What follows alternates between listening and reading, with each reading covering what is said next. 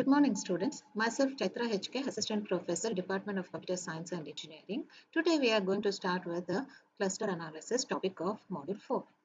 So, here, the, the main course objective is assess the core data mining techniques for data analytics. And the course outcome is infer the importance of core data mining techniques for data analytics. So, today, you are going to know introduction, applications of cluster analysis, representation of cluster analysis, clustering technique, cluster analysis exercise, K means cluster algorithm, advantages and disadvantages of cluster analysis. So cluster analysis is used for automatic identification of natural groupings of things. It is also known as the segmentation technique. In this technique, data instances that are similar to or near to each other are categorized into one cluster. Similarly, the data instances that are very different or far away from each other, they are moved to different clusters. So clustering is an unsupervised learning technique as there is no output or dependent variable for which a right or wrong answer can be computed. So the correct number of clusters or the definition of these clusters is not known ahead of time. So clustering techniques can only suggest to the user how many clusters would make sense from the characteristics of the data. So the user can specify a different larger or smaller number of desired clusters based on their making business sense. Clustering analysis technique will then define many distinct clusters from analysis of the data with cluster definition for each of those clusters. So however, whatever you are having, so there are good cluster definitions depending on how closely the cluster parameters fit the data. So applications of cluster analysis, market segmentation, product portfolio, text mining are the applications of cluster analysis. Market segmentation, categorizing the customers according to their similarities, for instance, by their common wants and needs. And the properties to pay can help with targeted market. So next is product portfolio. People of similar sizes can be grouped together to make small, medium, large sizes for clothing items, right? Then next is text mining. Clustering can help organize a given collection of text documents according to their content similarities into the clusters of related topics. So definitions of a cluster. An operational definition of a cluster is that given a representation of n objects, find k group based on the measure of similarity such that objects within the same group are alike, but the objects in the different groups are not alike. Okay. So cluster can differ in terms of their shape, size, and density. Clusters are patterns and there can be many kinds of patterns. Some clusters are the traditional types such as data points hanging together. However, what happens is there are other clusters such as all points representing the circumference of the circle. So there may be concentric circles with points of different circles representing different clusters. So the presence of noise in the data will make the detection of the cluster even more difficult. An ideal cluster can be defined as a set of points that is impact and isolated. So here you can say see visual cluster example. So representing the cluster. So clusters can be represented by a central or a central value, right? Or a nodal value. So a cluster can be defined as the centroid of the collection of points belonging to it. A centroid is a measure of central tendency. It is a point from where the sum total of square distance from all the points is the minimum. A real life equivalent would be the city centers as the point that is considered the most easy to use by all constituents of the city. So thus all the cities are defined by their centers or downtown areas. Cluster analysis is a machine learning technique. The quality of a clustering results depends on the algorithm, the distance function, and the application. So first consider the distance function, which a most cluster analysis method use a distance measure to calculate the closeness between the pair of items.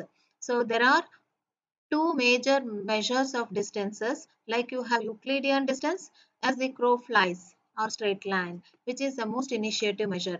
The other popular measure is Manhattan distance, where one can go only in orthogonal directions. Euclidean distance is the hypotenuse of a right triangle, and Manhattan distance is the sum of the two legs of the right triangle. So you should know that intercluster distance should be minimized and intercluster distance should be maximized and intra-cluster distance should be minimized. So there are many algorithms to produce the clusters. There are top-down hierarchical methods that start with creating a given number of best fitting clusters. There are also bottom-up methods that begin with identifying natural occurring clustering. So the most popular cluster algorithm is the k-means algorithm. So it is the top-down statistical technique based on the method of minimizing the least square distance from the center point of the cluster, such that you have a neural networks which are used for clustering. Comparing cluster algorithms, which is difficult task, as there is no single right number of clusters. However, the speed of the algorithm and its versatility in terms of different data sets are important criteria. So here we have a generic pseudocode for clustering. Pick an arbitrary number of group segments to be created. Start with some initial random chosen center values for groups. Classify the instances to closest to group. Compute new values for the group centers. Repeat this step 3 and 4 till the groups converge. If the clusters are not satisfactory, then you need to go back to step 1 and pick the different number of groups of segments. So here you have an example. This is a simple exercise where you have x and y, two dimensions. The objective is to determine the number of clusters and the center points of those clusters. So scatter plot of 10 items in the dimension, 2 dimensions are shown. Fine. So here we are making use of bottom-up technique. So here we are dividing into 2 clusters.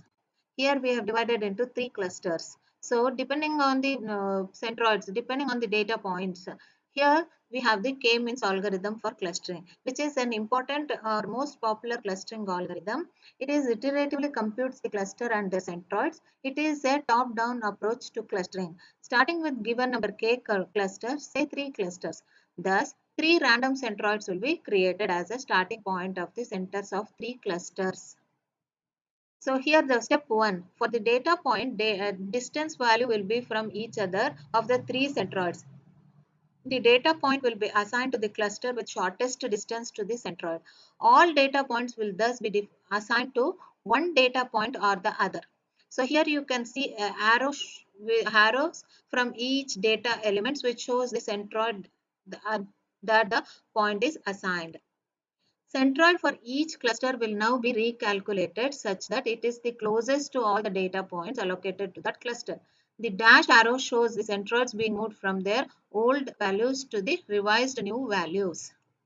Step 3, once again the data points are assigned to the 3 centroids closest to each other. The new centroid will be computed from the data points in the cluster until finally centroids stabilize in their location. So these are the 3 clusters computed by this algorithm. Okay. So the 3 clusters which are shown are 3 data point clusters with this centroid, and this is one centroid and this is one more centroid. The problem related to this analysis will be done in the class. So here the pseudocode of implementing the k-means algorithm is k number of clusters with d list of data points. Choose k number of random data points as initial centroids. Repeat till cluster centers stabilize. So allocate each point in D with the nearest of k centroids. Compute the centroid for cluster using all points. Advantages and disadvantages of k-means algorithm.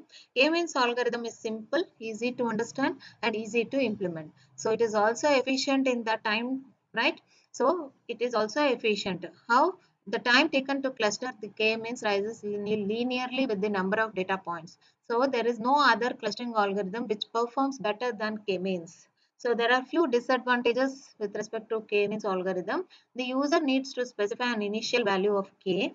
That is one disadvantage. The process of finding the cluster may not converge. It is not suitable for discovering the cluster shapes that are not hyperellipsoids. Conclusion. So cluster analysis is a useful unsupervised learning technique that is used in many business situations to segment the data into meaningful small groups. K-means algorithm is an easy statistical technique to iteratively segment the data. However, there is only heuristic technique to select the right number of clusters. So model session question is explain cluster analysis with examples, and these are the references. Thank you. Hope you will enjoy studying this topic cluster analysis. Thank you all.